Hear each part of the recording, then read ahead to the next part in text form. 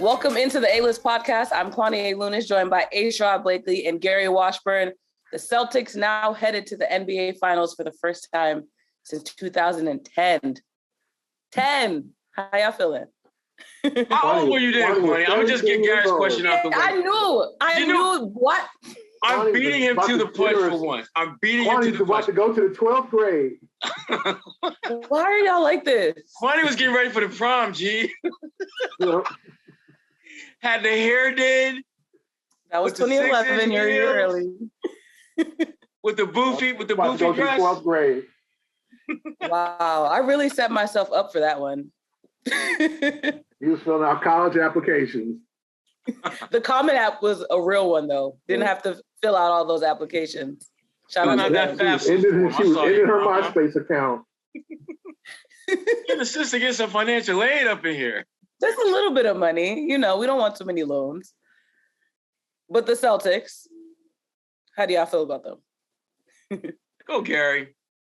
Since I stole your line, go ahead. How do I feel about them going to the finals? Yeah, well, how do you feel about the Game 7 performance? Let's start there. I mean, this team, honestly, all year has never ceased to amaze me. They've always said they can bounce back.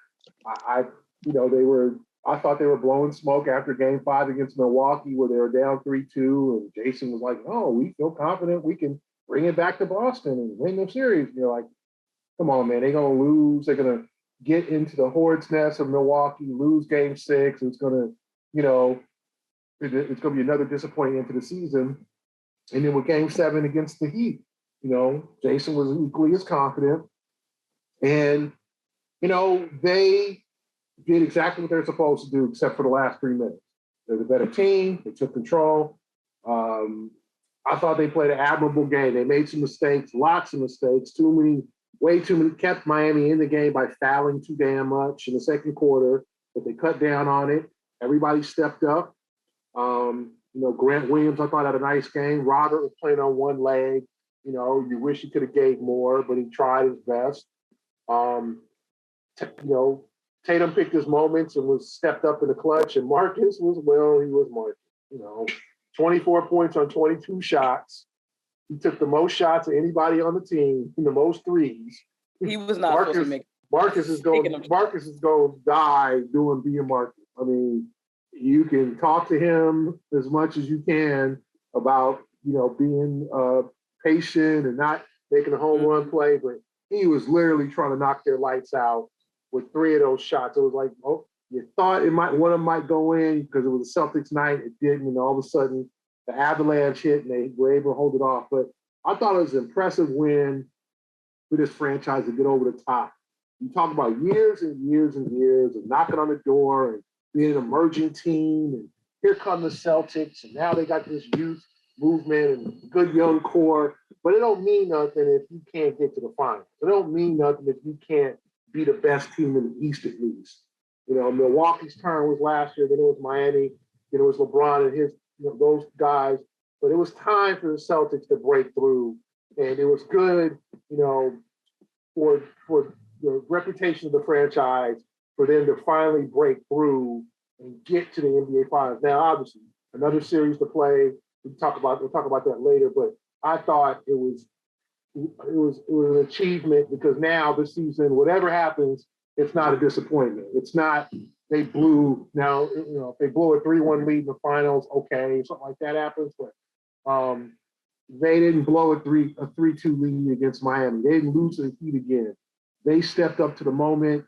They matched Miami's toughness, and they were the more talented team. And it was encouraging for this franchise, the progress to see finally, after years of 9 years after the Brooklyn trade and all the first round picks, they finally got to this level. Yeah, I mean, and to your point, Gary, the whole talent versus toughness dynamic, I thought was really interesting to see play out in Game 7 because I believe Miami has been the tougher team in this series, but I've also believed that the Celtics have been the more talented team. And at some point, it's almost like a sliding scale of can you level up your toughness and get it a little bit closer to your talent. And for Miami, you just can't do that because they weren't that talented a team. And to be honest, I felt the Celtics should have won this thing in 5 or 6 games. If they were able to just bring their level of toughness up a little bit closer to where the talent level was. But in Game 7, I mean, that of all the scenarios that we could have envisioned, I would not have believed that the Celtics would have won wire to wire. That they would lead and never trail at any point in the game on the road, Game 7, after blowing a golden opportunity at home. And the one thing, there are a couple of things that really jumped out to me about Game 7. The biggest thing that jumped out to me was the lack of turnovers by Tatum and Brown in the first half. I thought this was, from a purely thinking man's game, the best I've seen those two play together in the first half. They didn't make the silly mistakes that we're so used to seeing them make. They seemed to place a high premium on valuing each and every possession. Jaylen Brown didn't make those really kind of boneheaded drives into the lane where there's like 4 dudes just wait for him, like bro man chilling, wait for him to come into the hole, and then he just starts whacking away, and then he turns it over. He did a much better job of picking his spots of when to go to the rim and finish, and when to pull up, and when to pull out and reset the offense. Tatum, same thing. I thought Tatum played with a very cool, calm, collected, poised presence about him the entire game. I also like the fact that Tatum, I thought, mixed it up a little bit around the rim more than we've seen him. You know, remember, the first bucket they got was a Tatum putback. And I can't remember the last time Tatum, in an actual set play, not scripted for him, was able to go and get someone else's miss and put it back with ease. And there are just so many little things that they did that showed a level of toughness, mental toughness, that we really didn't see at a level of consistency throughout this series that was on display in Game 7. And, you know, and that being said, they were potentially a Jimmy Butler 3-pointer away from losing that game. And I can't be mad at Jimmy for taking that shot, because in that situation, I probably would have done the same thing. If I'm coaching a kid, I'd probably tell him to do the same thing, especially when you consider how Jimmy had dominated. And Al Horford defensively, totally get why Al backed off, because you know Jimmy is a lot tougher to defend when he puts the ball on the floor and is attacking versus him shooting threes. That's what you want. That was the shot that you would want Jimmy Butler to take. And fortunately for the Celtics, it didn't go in. And to your point, that this game, I think, definitely did prove the fact that the Celtics obviously had a better depth in their bench than Miami has when you talk about scoring. But overall, who would you say was your MVP for that game? I know that there was an official one, but wanted to see what yours is. Well, Tatum is the guy that everyone would easily gravitate towards for stuff like that, because that's just, it becomes a numbers game, and I get it. But to me, the MVP is Al Horford. Al Horford was the one guy that when he put up numbers, he was making an impact. When he wasn't putting up numbers, he was still making an impact. I thought what he did in the second half was so critical and vital to them winning. His level of defense in the second half was on a different level. Bam Adebayo, almost every shot he took in the second half was contested. And no surprise, he did not shoot the ball particularly well.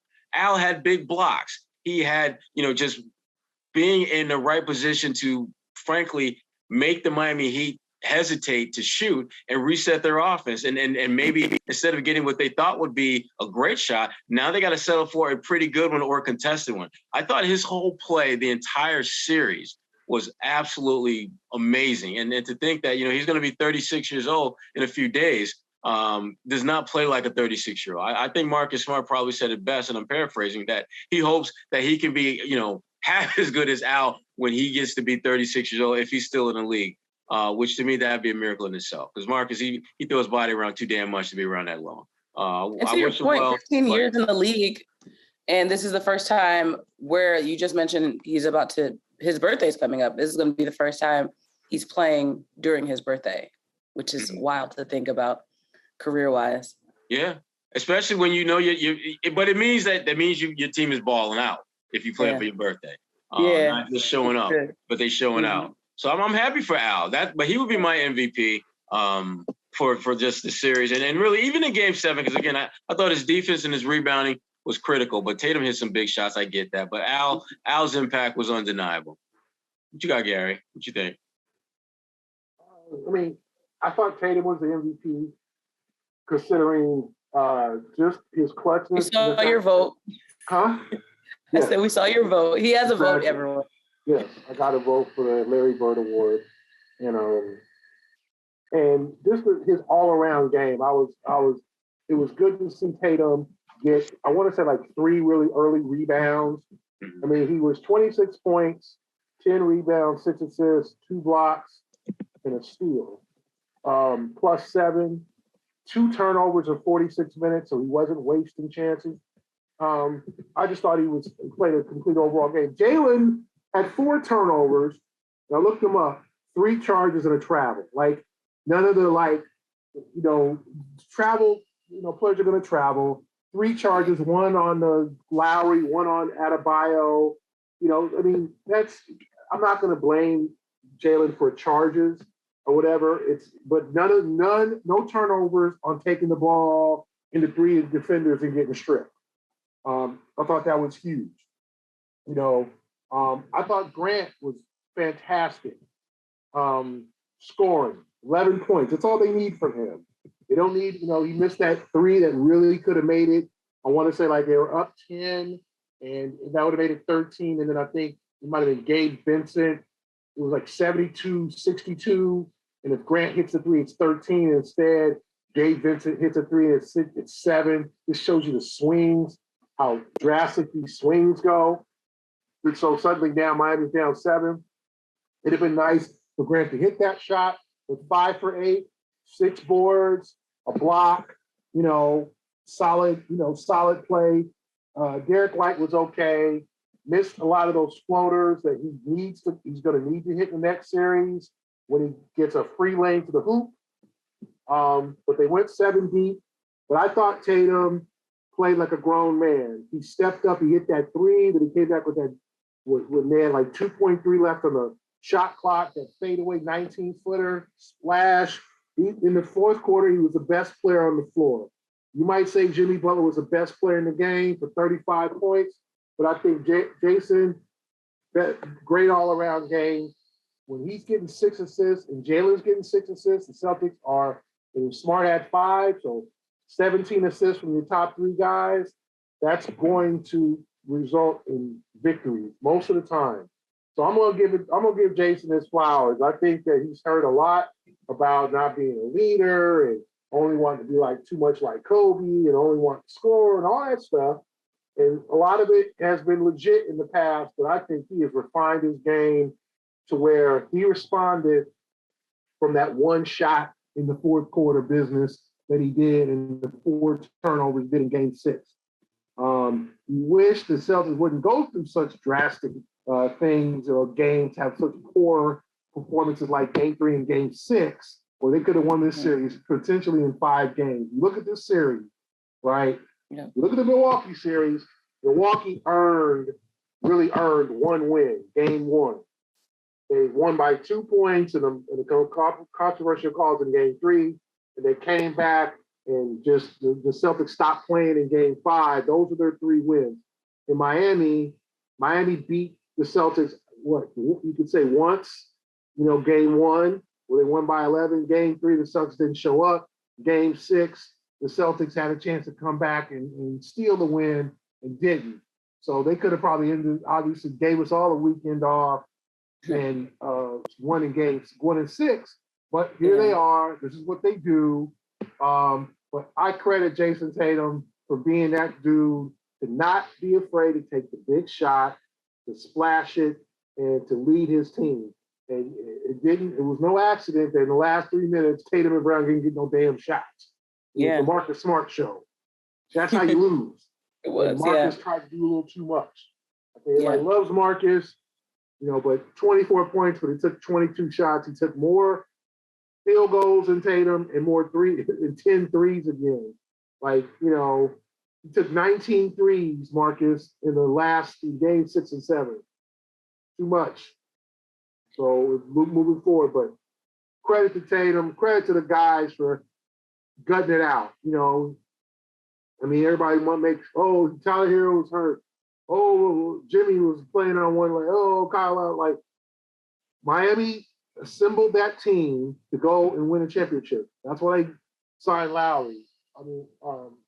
I'll be finishing in a minute, but when we were sitting, there was a really vocal Heat fan who obviously does not like Kyle Lowry. He was like, $30 million for this BS, $30 million. I mean, he was going nuts. It's fact that he was going nuts on Lowry the entire game. He did not like the Lowry acquisition. He was $30 million for this.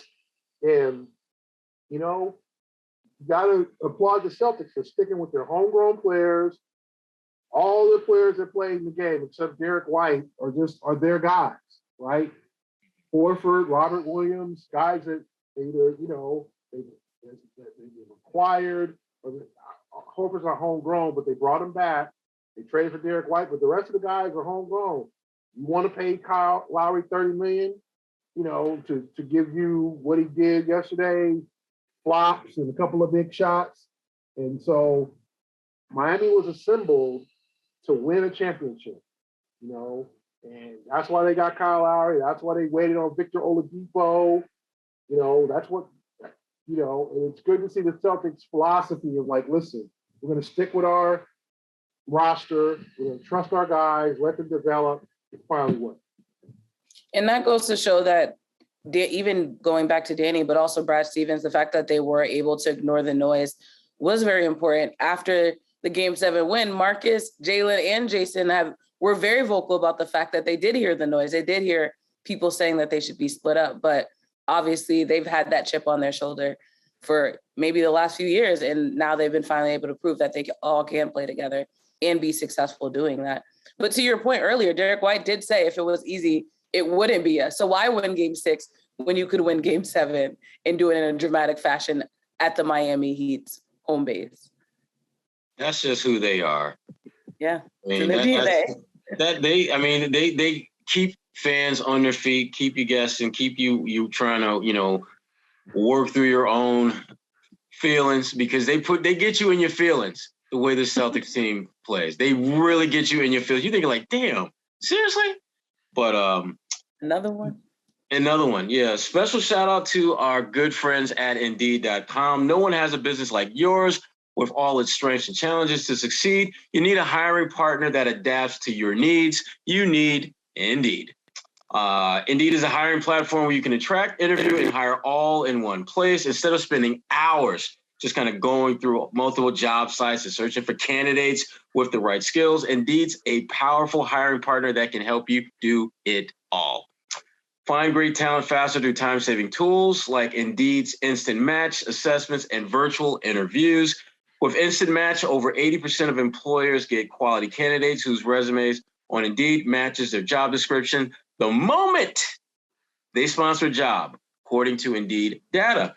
And as someone who has been with Indeed, even before Indeed was with the A-List podcast, I love what they do. If you are someone who, again, is involved with either looking for a job for yourself or looking to hire, they have anything and everything you want. I love the fact that you can customize the feedback that you get from Indeed that specifically meets whatever you're looking for. So with me being in the sports world, I get a lot of Indeed information on jobs for some of my students at Boston University, and for folks who I know who may be looking for jobs, and also for employers that I know who are hiring. So Indeed gets the job done. And you can start hiring now with a $75 sponsored job credit to upgrade your job post on Indeed.com/A-List. That's Indeed.com/A-List. Claim your $75 credit now at, once again, Indeed.com/A-List. You need to hire? You need Indeed. I want to talk about Jason Tatum a little more, because after the game, he posted a slideshow. A lot of them did pictures of the events that occurred. And the last slide is a text that he sent to the late Kobe Bryant. During the game, he was wearing a purple and gold armband with the number 24. How do you two think that the legacy of Kobe, but obviously the relationship that he had, will affect the way he plays in this NBA Finals? It's going to be on his mind. I don't think there's any question. It will be on his mind in some capacity. But the thing that I like about Jason Tatum that he's doing, I think, a little bit more of that probably isn't getting a lot of attention, is he is creating his own legacy. with the Celtics. I mean, we can talk about his relationship with Kobe and all that, which is real. It's a very real part of who he is. But the legacy that he's creating for himself is outstanding. You're talking about a young man who is doing things at an age that some guys can spend 10, 15, 20 years in the NBA and never achieve. You look at the milestones and the mile markers that he consistently meets and then exceeds throughout his career, whether it's scoring, breaking this Larry Bird record, breaking this Havlicek record, or being in the same category with Paul Pierce in category XYZ 1, 2, 3. Jason Tatum is becoming a grown-ass problem for the NBA. When you look at all the different things he can do, and the more you watch him play, the clearer it becomes to me that there's still levels to his game that he isn't at the top yet.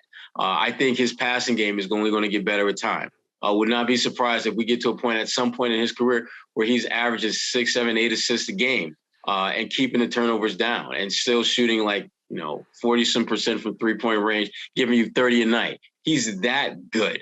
And he's that ridiculously young, which, again, that's the scary part about him and Jalen to a lesser extent. 19 years old.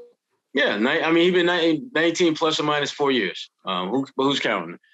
Tatum. I would never let that jump up. He's just a badass dude. I mean, the more you watch him play, he's starting to figure out what his brand of leadership looks like.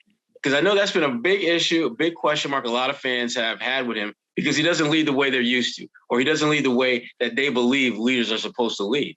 But there's an unmistakable imprint he has on this team. And when I think back to Game 6, it really, when I went back and looked at it, it felt as though they were waiting for him to take over, that they were just waiting for him to just say, get out the way, I got this.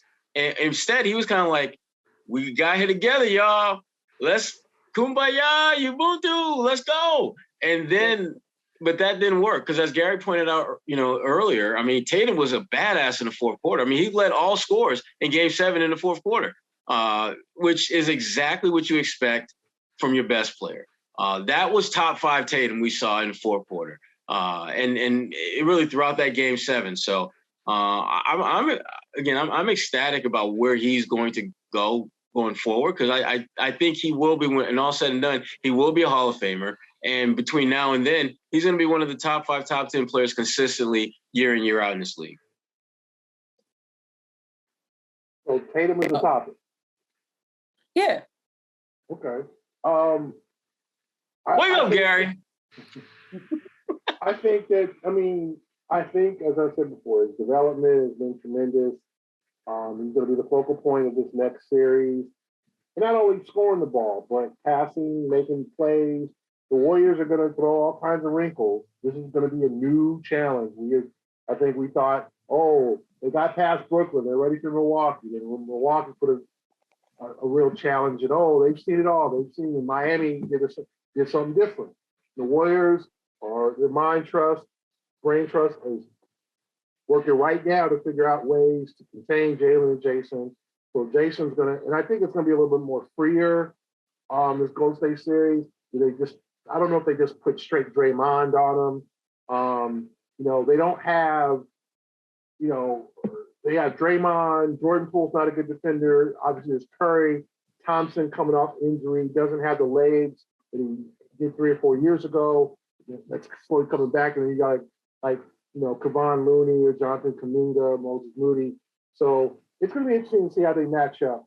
I just want to see Tatum take his game to another level, know that he's one of the top 5 players in the league, and play like it in this final. This is what he's asked for. This is his showcase, right? This is all of what he wanted. When the Celtics drafted him, you want to be a star. Well, this is your chance to be a star, to bring that legacy, that championship legacy back to Boston, to be one of the all-time greats, to go down as a legend. You never have to buy a drink again in this town. And this is his opportunity. Now, it could be the first of many, but you can't look at it like that. I'm predating you, Kwani, but remember, Sherrod, when he was teenage, Dan Marino went to the Super Bowl his rookie year.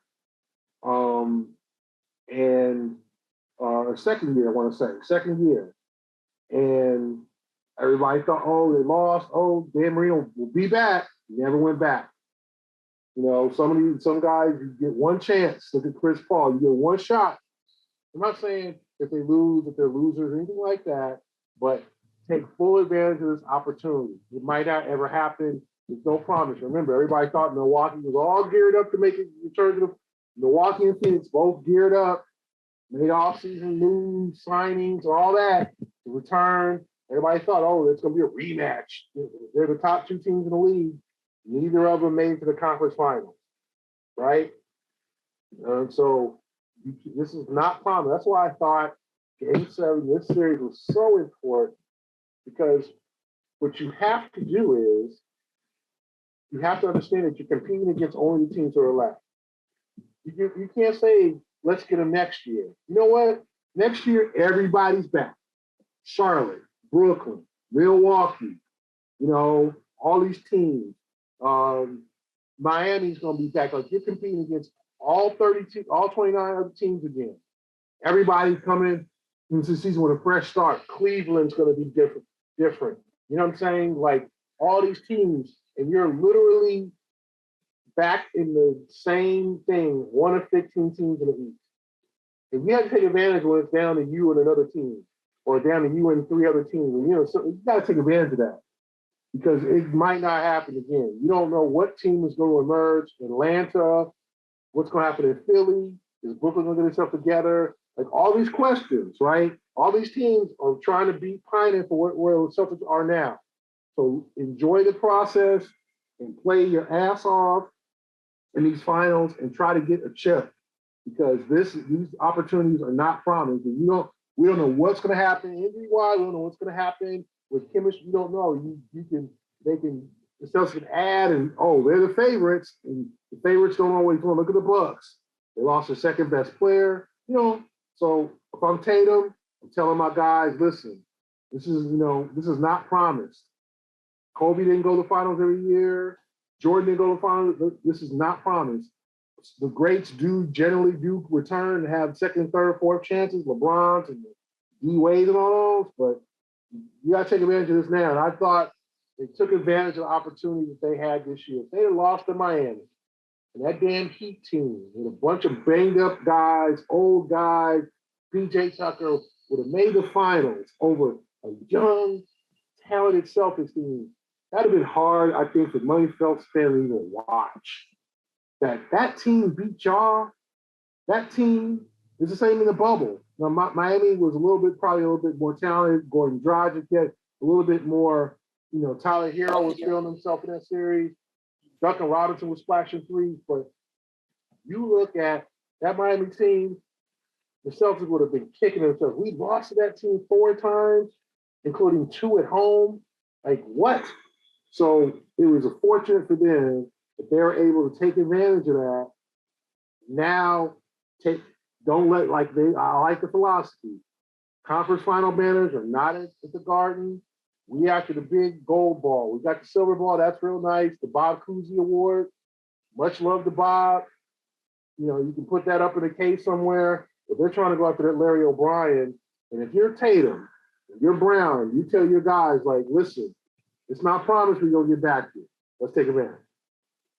That coaching philosophy from Coach Udoka, I think, is very vital for them to make this strong NBA Finals run for sure. There are no moral victories at this point. Yes, you made it over the hump, but now it's time to win the big one. Looking forward to this series. Obviously, they're playing a very talented Golden State team. Boston is the only team with a winning record against this team under Steve Kerr when they were 9-7. So what do you think the Celtics need to do to really prepare for this NBA Finals? First thing they got to do is get healthy. Make sure these couple days between the start of the series and the end of the last one that Rob Williams, you do nothing basketball related and everything treatment wise to get your body right, because they're going to need you. Al Horford, give him a little early birthday present and just have him just work on his conditioning, because Al's the one guy that I worry the most about with the Celtics in terms of putting too much on his plate. But he played, I think, north of 45 minutes in Game 7, so don't expect him to play nearly as much. but figuring out how to just really make sure those guys are taken care of and doing what they need to do. But this is going to be a great series. I mean, Golden State is the blueprint that Boston has been working from for years. You look at how that Golden State team was constructed. You had young draft picks that you guide and you mold and you develop. And then lo and behold, you got Steph Curry, Klay Thompson. Boston, you did something similar in terms of Jaylen Brown and Jason Tatum's growth. Very similar. So those are some of the key factors that I think will come into play as far as who wins this series and not. But it's going to be a good series. I mean, if you're Golden State, it's almost like looking at yourself from like 5-6 years ago. Young pups don't know what the hell they're getting into, but damn it, they ready to scrap. They don't know how it's going to play out, but they ready to go. And Golden State, it'll be interesting to see how the Golden State Warriors of now look against the Boston Celtics of now, who look a lot like the Golden State Warriors of the past when Steph and Klay were just getting started. So it's going to be a good series. I have absolutely zero doubts about that. Gary, how do they prepare? Hey, Gary. Oh, I thought it was coin turn. You know what? I think that they have to be extremely sound defensively. I think defensively is where this series is going to be won or lost because you got experts on that other side. You got dudes that have been in 6 finals. This is their 6th time together, right? Klay, Draymond, and Steph. They've seen every defense. They know what to do. They know how to win. And so you're fighting against not only their talent, but their experience. And the Celtics, they can't have these lapses of, falling behind, 28-6 or 28-10, or they got to be sharp at every opportunity. No bad shots, no wasted possessions. They don't have to be perfect, but they have to be very, very good most of the time. And I think they have enough athleticism, youth. If you're looking at the Warriors are, they're a veteran team, right? But with some good youth, with Poole, with Kuminga, with Moody, and Kevon Looney does his job. All he's there to do, rebound and put back. You got to keep him off the boards. He's like a low budget, not as athletic Robert Williams. You're not going to throw a bunch of lobs to Kevon Looney. He doesn't have the athleticism. He's got an old man's body, but he knows how to play. He reminds me of Perk a little bit. Not as bulky, obviously, but like a young Perk. Yeah, I think he has to be accounted for. So I think the Celtics just have to take their time, and I think that the Warriors they have lapses too where they don't score. They're a high turnover team because they do make a lot of plays to try to get guys cross-court passes for threes. The Celtics have to be aware. Deflection. Their defense has to be on point in this series. And I think they do have a chance to win this series if they play a sharp game. The important thing to me is try to hit first in game 1. Golden State's going to be rusty. You're going to be fresh. Not necessarily rested, but you're going to be coming off a couple of days off, but still having just played intense basketball. The Warriors are coming off a week off. Plus, punch first, jump on them, and try to hold on for dear life, and hope that Steph don't go in them 10-3 games or Klay. But you got to respect Klay. Klay's not what he once was, but he's getting there. Jordan Poole's a guy who had success with him in the game last. Don't look at him like Minnesota Wiggins. This dude is new. So they got a lot of weapons. The Celtics are going to have to be ready. Which I think they will be. I think it's self-explanatory, but when you look at this team, this is a situation where they really just need to utilize every single person on this roster to their best capabilities and be willing to, like with Marcus, give up the shot to Tatum or Brown and just make sure that they're making those smart basketball moves, obviously staying clean, not having any turnovers, as many as possible, and just playing clean basketball. I think that'll definitely be the key for them to succeed. But what are you two worried about going into this series about the Celtics team? Fatigue. energy, health. Yeah. Those are my big concerns because they're going to need all those things to come into play for them. Once we get the series started, I don't think it'll be that big a deal because you've got some built-in travel/rest time built in the way the schedule is put together. But I do worry about Celtics from a health standpoint because they're coming out of not only was it a 7-game series, but it was a knockdown, drag-out street brawl for 7 games with Miami. Miami did not go out like punks. They weren't going to eliminate themselves. You were going to have to eliminate them. They're good. They're a good, hard-playing team. So Boston's ability to bounce back from both a physically and mentally draining series is going to be really, really big. My biggest concern is that they don't play with the same intensity that we've seen before. And there's no reason why they shouldn't. When you look at what's at stake, this is what everyone who ever gets drafted or signs with an NBA team wants to be a part of, and that is a championship culture. This is a very, very big deal for the Boston Celtics to get off to a good start because I think the sooner they can put that Golden State team on their heels, we got to make these plays to get back into the game against Boston mode, the better off the Celtics are going to be in pulling off potentially one of the big upsets of the playoffs. Gary keeps thinking it's my turn. I think it's your turn, Kwani. Do you want me to share what I think is concerning? Of course. Okay. Well, for me, it's the experience aspect. When you look at the Warriors and obviously under the leadership of Steve Kerr, they have returning players like Steph and Clay that have been there, that know what it's like to win. I think it's easier when you've already been there. Not easier, but the mentality, you know how to tap into getting to this NBA Finals, preparing for it on the physical, mental, emotional level that it will bring. So I think that the Celtics are definitely going to have that learning curve of just maturing even more than they have already. Yes, they've made it over this hump of beating all the teams that they couldn't before, but now they need to keep that same mindset of this is going to be a bigger mental, physical, emotional struggle, and they're going to need to be prepared for that. Yeah, I mean, I just think they have to be mentally, and I think Ime will get them there. I think they'll celebrate last night. They'll celebrate today. I think Tuesday they'll get down to business. Wednesday I think obviously they'll get to San Francisco. I think probably Tuesday night. Then they'll get their bodies ready to the time change. And I think once they get on that floor, the media day, and they'll be looking around and be like, oh, okay, let's get used to this. Let's get comfortable.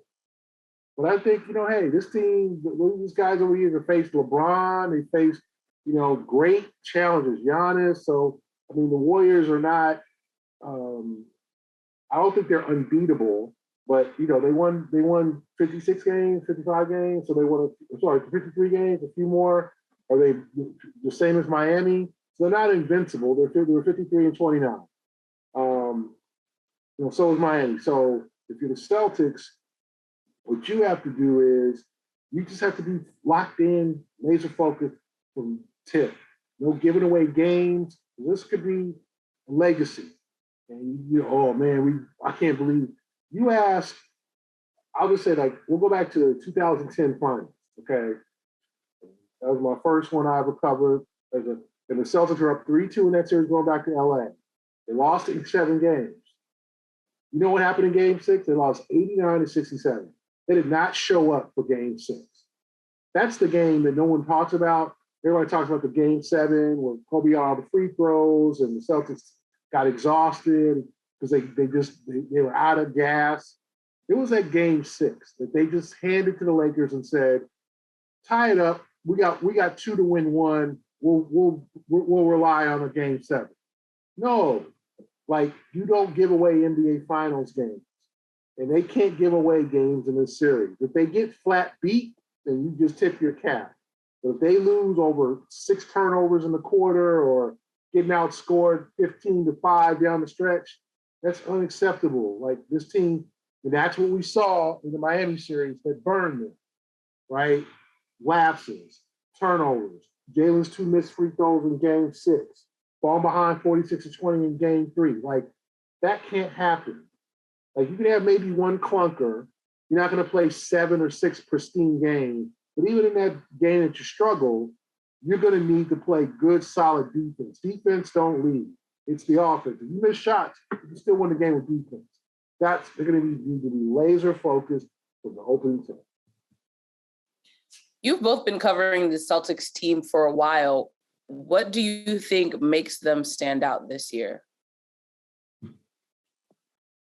I would say the level of commitment to the process. I don't think that early on in the season they were as committed to the process of grinding out and being a team that the foundation was going to be on defense, and that can't be up for discussion or debate. And I think it was at one point. I think that the ascension of Jaylen Brown as a scorer in this league, the ascension of Jaylen Brown as a scorer in this league, frankly, it equipped him with the mindset that I need to go and get buckets.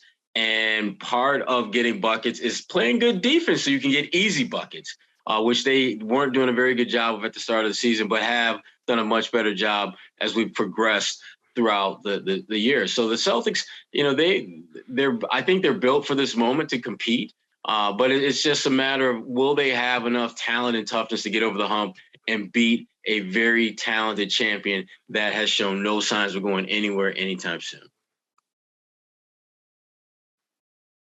Yeah, I think that the Celtics, the difference I see is their toughness. And is it just strictly Ime? Is it a combination of Ime and experience and their maturity? I think it's a combination of that. Everyone's like, well, they would have lost the Milwaukee series if they had Brad. They'd have lost. Like, we don't know that. And I don't want to dog Brad's coaching and say, I do think toward the end, his voice got dry, his voice got less impactful, and it was time for a change. I do think that. Okay. And he knew that, it seems. And yes, and with Ime, I think it was a fresh start. It took him a while to digest. For them to digest his style, his system, his voice, the strength in his voice, the no-nonsense style, but it's worked. And I think this team has just got that toughness that the previous teams didn't have. And I keep reverting to that series in the bubble, but they were the better team in Miami. And Miami took their lunch every fourth quarter. And then finally the Celtics fought each other. They fight the refs. They were mad at each other, but it didn't work. And I just think the personnel moves have made a difference. You got Gordon out of there. You got Kemba out of there. You got they tried to do let's sign a bunch of big free agents and it always worked. It didn't work with either three of those guys, right? You acquired Kyrie. You saw that ended. The Kemba signing. Oh, he's a great guy. Great replacement for Kyrie. He was not the player he once was. The same with Gordon. These are homegrown players. Grant Williams, first-round pick. Marcus Smart, first-round pick. Jalen Jason, first-round pick. Robert Williams, first-round pick. 5 first-round picks in your set rotation 7. 6 with Pritchard. The other was Derek White. And then Horford's, was the free agent. So of the 8 guys that played, 6 are first-round picks, 2 signings. That's the way you're supposed to do it. That's the way the Lakers wish they could do it, instead of bringing dudes off the street and bringing in all the, Westbrook and Carmelo and all these guys are going to come back and they're going to win championships with no chemistry. Like, this team has chemistry. They fought against each other at times. They argued. They, buck that dude. I don't like it. They've done all that over the years. But now they've come together and they've figured out how to get along. And that's natural maturity. These guys are in their 20s, okay? You don't always make the greatest decisions in your 20s, Kwani. So, so like, and your people skills improve as you get older. Your people skills are better at age 27 than they are at 21. How you deal with people, how you not as instinctive, you just, how you have more self-confidence, all that. All this is a learning experience. We ask for these guys, because they make so much money, to all get along and be perfect with each other and figure everything out. And sometimes it ain't easy. Sometimes you guys have personal issues, personal lives, things like that make it difficult. Not always. Marcus has been through a lot in his life. Jason's a young father. Jalen's a thinker. Jalen's a guy who wants to help out social. Like, it takes time for that to mesh together. But I honestly think they all like each other. I don't think there's been any beefs ever since Kyrie left where dudes are like, no, I don't like that. He's a jerk. I think when he left, a lot of the dissension departed also. And now it's time for them to learn how to win together. It's a process. People don't remember that the Pistons punked and pushed and bullied Michael Jordan for 3 or 4 years before he broke through in '91. People don't remember. They look at Jordan, they see Jordan just came to the league winning chip. Jordan won a championship in his 7th year, 91. He entered the year in 84. Okay? 84, 85 was Jordan's rookie year. Okay? He didn't win a championship till 91. Okay, that's a longer time than Jason. He didn't get to the finals till 91. That was a growing period of people calling Michael selfish, and he's a one-man team, and he needs help, and all he does is score, and he don't play team ball, and the Pistons are better, and the Celtics are better, all that. And they finally just the same thing. The Cavs are better, the Bucks are better, the Heat's better, and now the Celtics have broken through. It's a process. The same with Jalen, the same with Marcus. Like, we all look at these guys that won chips and think it came easy. I mean, LeBron won a chip in 2012. This is 9th year. LeBron's a champion. LeBron's one of the GOATs. Yep. LeBron won a chip in his 9th year. He went to the finals in his 8th year, and he bombed in that series against in his 4th year against, when it was just, they got swept. So LeBron didn't win until his 9th year. So it's a process. And I'm glad the Celtics faithful have been patient enough, although I don't know how patient they would have been if they lost Game 7, that patient with this group to know that it was going to work. Dare I say that the Celtics trust the process? I knew Kwani was going to go there. I knew. Low-hanging fruit. Low-hanging fruit there for Kwani to scoop on. I got it. I got a headache. I got it. They're both sick of me. Well, with that being said, June 2nd, 9 p.m., the NBA Finals tip off. There's not much more we can say. We're looking forward to it. Absolutely. That's all I got. I'm excited. Absolutely. I think it's going to be a great series. You've got two teams that are in many, many ways similar to each other. One is a little bit more battle tested in Golden State. The other one is just battlers. This is what they do. This is what they signed up for. And I think, like I said, I think all the games are going to be close. I don't think we'll get any blowouts because I think both teams can score and defend at a really high level, and we'll see that play out. For Sherrod Blakely, Gary, any final points? No, I said I think it's going to be a great series. And I said the key for the Celtics is Game 1. Punch first. Don't think, well, let's just give away Game 1. We'll try to get Game 2. You don't want to come back down 0-2. Try to get that first game, make your imprint, and make it a good series by playing your best ball. Start hungry. For Sherrod Blakely and Gary Washburn, I'm Kwani Lunis. This is the A-List podcast, and thankfully we'll be back next week with more on this NBA Finals series.